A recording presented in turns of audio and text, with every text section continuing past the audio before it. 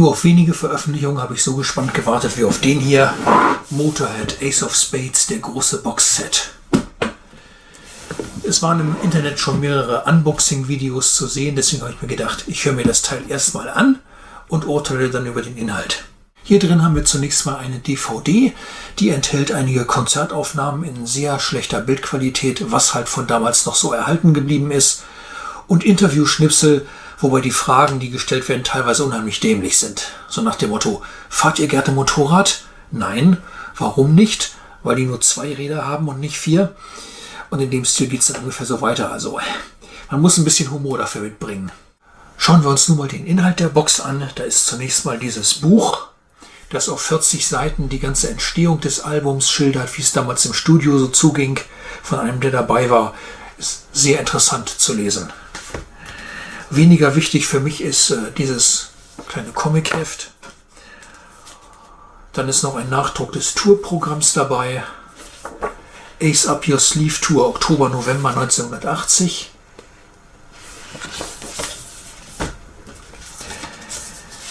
Dann haben wir hier eine 10-Inch EP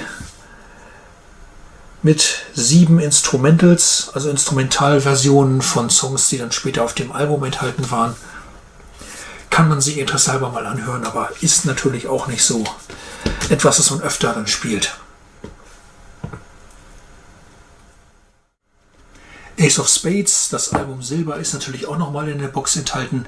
Für viele Fans ist das Dear-Klassiker von Motorhead das beste Album überhaupt. Würde ich nicht unterschreiben. Ich sehe da eher noch 1916 als das gereiftere, musikalisch einfach bessere Album an. Trotzdem sind natürlich viele gute Songs hier drauf, wie Love Me Like a Reptile, Shoot You in the Back, The Chase is Better Than the Catch, The Hammer, Jailbait. Aber es sind eben auch ein paar schwächere Tracks dazwischen. We Are the Road Crew mochte ich noch nie besonders. Fire, Fire ist auch ein sehr simples Ding. Dance, da sagt auch Eddie Clarke im Booklet dazu, dass er den Song nicht besonders gut fand. Ja, deswegen ist es vielleicht als Album insgesamt nicht unbedingt die Nummer 1, aber immer noch eins der besten 5. The Good, The Broke and The Ugly ist eine Zusammenstellung von Studio-Outtakes. Da ist allerdings, soweit ich das sehe, nichts drauf, was wirklich unveröffentlicht ist, weil es von Motorhead einmal Ace of Spades in einer Doppel-CD-Version gab, wo bereits viele solche Outtakes enthalten waren. Und außerdem gab es mal die japanische CD Dirty Love, die ebenfalls etliche Studio-Outtakes aus dieser Zeit enthält. Insofern bringt die Doppel-LP nichts wirklich Neues, aber ist natürlich wirklich toll aufgemacht und auf Vinyl möchte man das auch schon haben. Kommen wir nun zu dem Besten an der ganzen Box, den beiden Doppel-Live-Alben, die bisher komplett unveröffentlicht sind. Da haben wir einmal Dead Man's Hand. Das stammt vom März 1981 aus Orléans, Frankreich.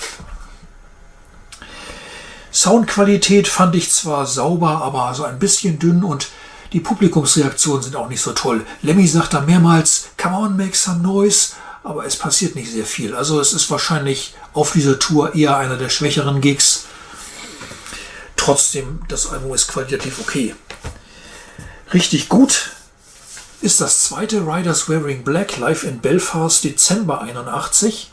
Der letzte Gig von der Tour.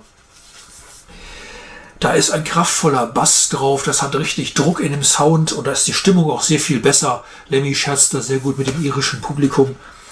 Also das ist ein wirklich tolles Live-Album, das Spaß macht zu hören. Manche Leute werden sich fragen, haben wir von der Ace of Spades Tour nicht schon das No Sleep Till Hammersmith Live-Album? Wozu brauchen wir noch 2?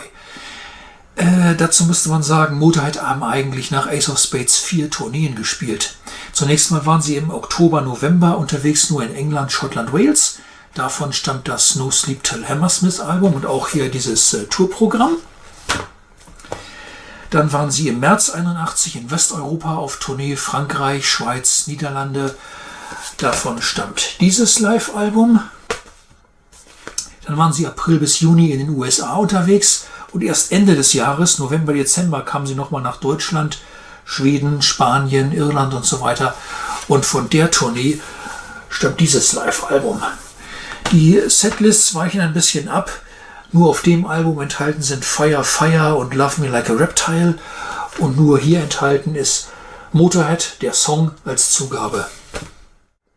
Also unterm Strich kann ich bloß sagen, die Box hat sich absolut gelohnt und macht viel Spaß zu hören. Und viele von euch werden sicherlich sich das Ding auch zulegen. Viel Spaß damit.